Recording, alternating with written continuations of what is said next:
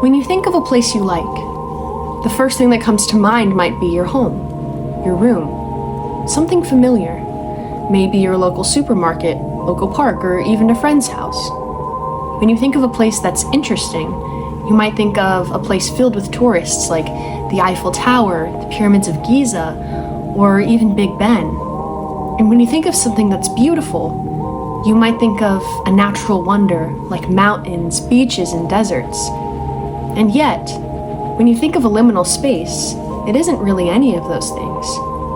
A liminal space isn't familiar because you've never been there. A liminal space isn't filled with people. In fact, it's devoid of all life. And a liminal space isn't necessarily a natural wonder. There isn't nature. There isn't reality. So then, why do we care about liminal spaces? Why do we like them? Why do some people even describe them as being nostalgic? How can you be nostalgic for a place that you've never been? A place that, by all accounts, never existed. Hi! As many of you watching this can probably relate to, I am very fascinated with liminal spaces. And before I get into this video, I know that there are countless videos about liminal spaces, why humans are interested in them, things like that. So if some of the points I make in my video sound similar to others, it's not because I'm intending to copy anyone in particular. I'm just very passionate about the topic as well and might have some of the same points. I'm not sure, I haven't seen every video, but without further ado, let's talk about liminal spaces. Now, let's put the glasses on because we have to define what a liminal space is. Now, according to Science ABC, which sounds like a really made-up website, liminal spaces are transitional or in-between spaces, both physical and psychological, where one is between what was and what is to come. The term liminal comes from the Latin word limen, which means threshold. Liminal spaces are essentially threshold places or states that exist between two distinct phases, identities, or locations. The overwhelming theme surrounding liminal spaces that I've noticed is nostalgia. And I think that is the most interesting part of liminal spaces, and let me tell you why.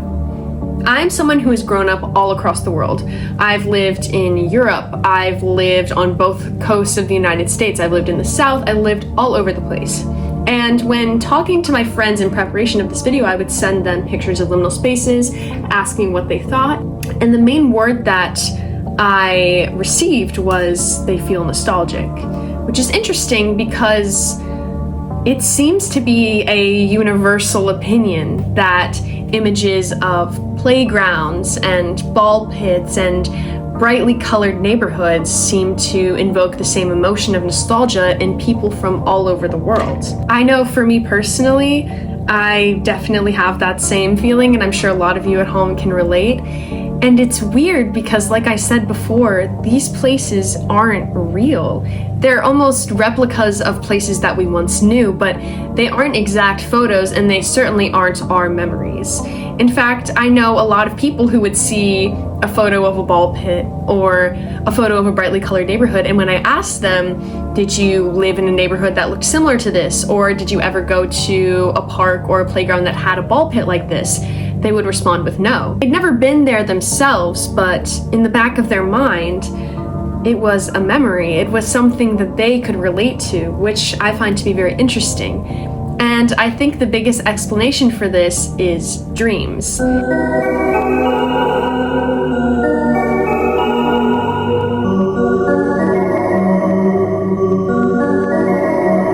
lot of videos and pieces of media surrounding liminal spaces are also accompanied with the title of dreamcore, which is essentially the idea of capturing what goes on inside your mind while you're dreaming into a specific aesthetic. And this aesthetic is primarily brightly colored childhood images.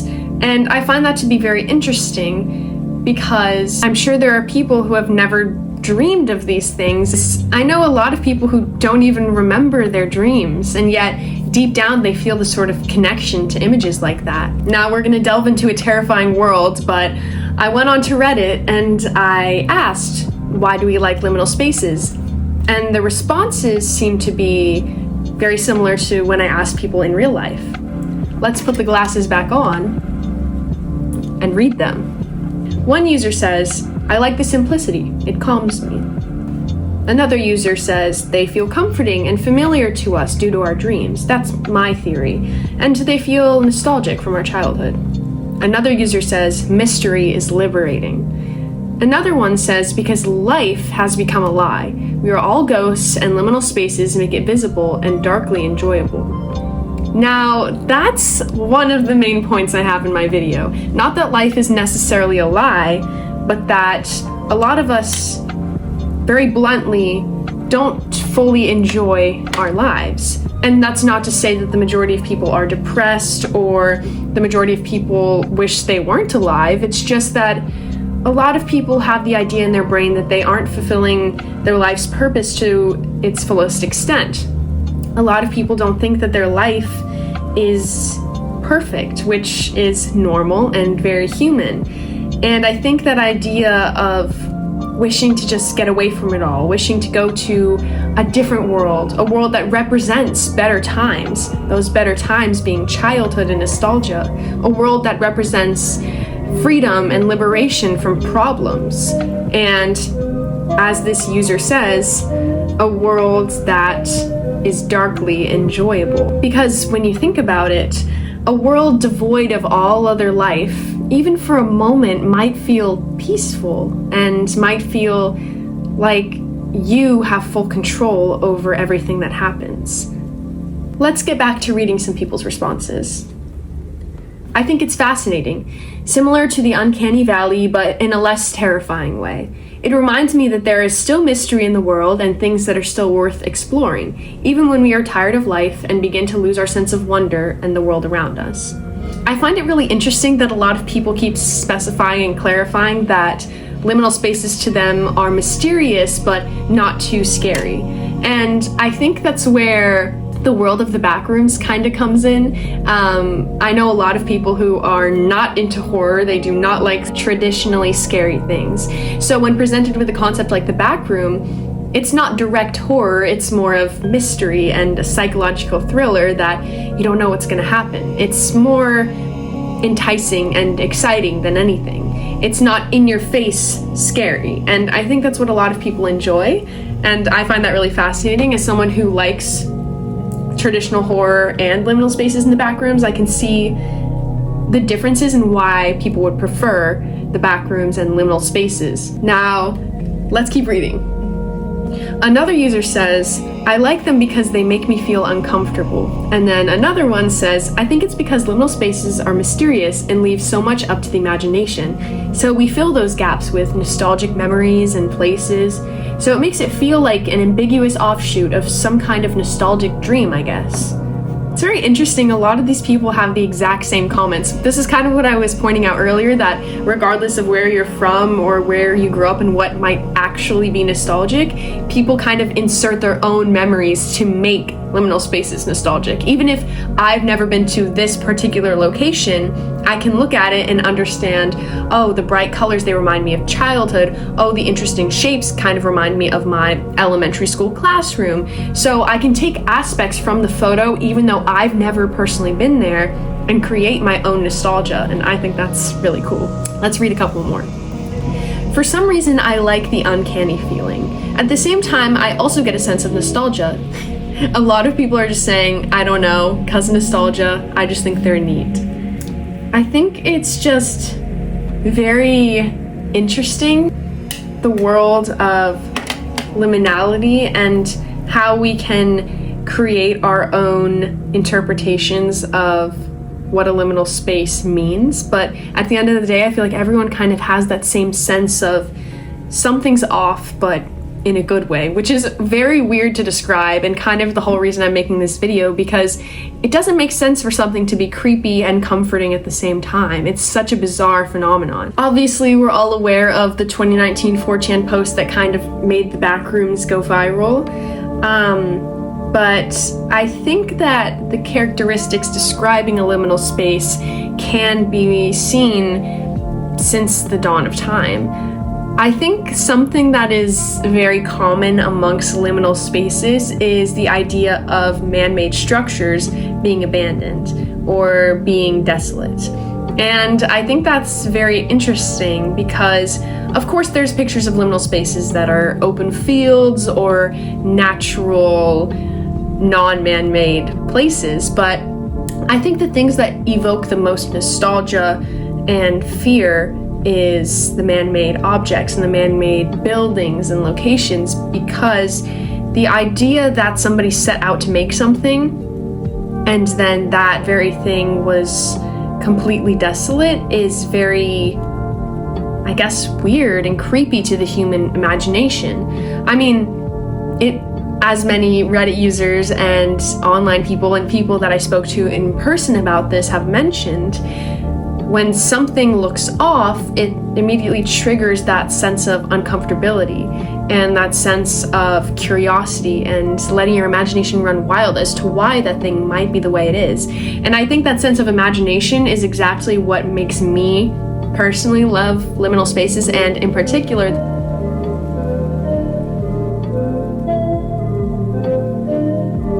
because seeing that imagination lead to the creation of community and an entire creepypasta is very, very cool to me.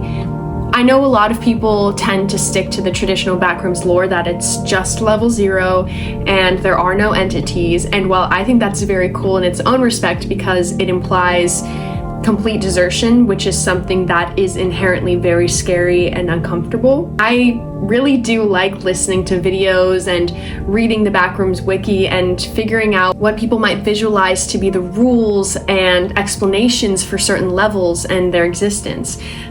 Big shout out to Brugly. He is my favorite YouTuber of all time. He makes incredible videos regarding different Backrooms levels, their rules, how to get in, how to get out. And while I understand the purity of the original Backrooms photo and what makes that interesting and scary, I think it's so cool to watch an entire online community come together and just keep building upon this infinitely expanding world.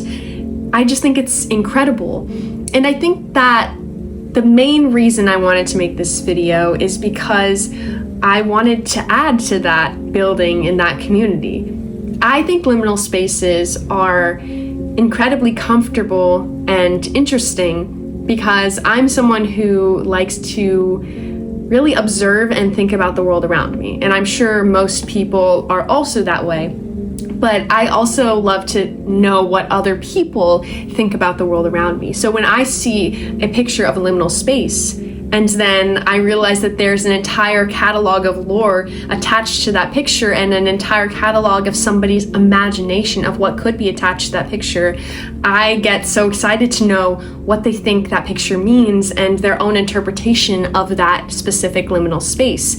And I think it's really cool when somebody can apply their own nostalgia and their own emotions to a picture of a place that doesn't exist, a place that isn't real, but they make it real to themselves and they make it real to this online community by adding to it. And of course, with a community structure like this, there's going to be infinite contradictions and infinite different interpretations, but that's what's so cool to me. I love to see what other people feel and want from a liminal space. The entire idea of a liminal space, an in-between world, a world that doesn't necessarily exude reality, is super, super incredibly fascinating and fun to me. And I know that anyone who's made it this far can also agree with that, or at least has an interest in liminal spaces. So please let me know if you would like me to ever make any specific deep dives into a certain Backrooms level, a certain type of liminal space, or just any concept similar to that, because that's what I'm super into. I also am very interested in fandom culture and online oddities alike. So if you have any specific video requests or ideas, please leave them below in the comments. As you can see, this is my very first YouTube video, so if you have any recommendations on lighting, sound, editing, because I've never done this before, I would absolutely love to hear your thoughts. And thank you so much for making it this far. I hope that you enjoyed my thoughts on liminal spaces and why we like them. Have a good day. Bye.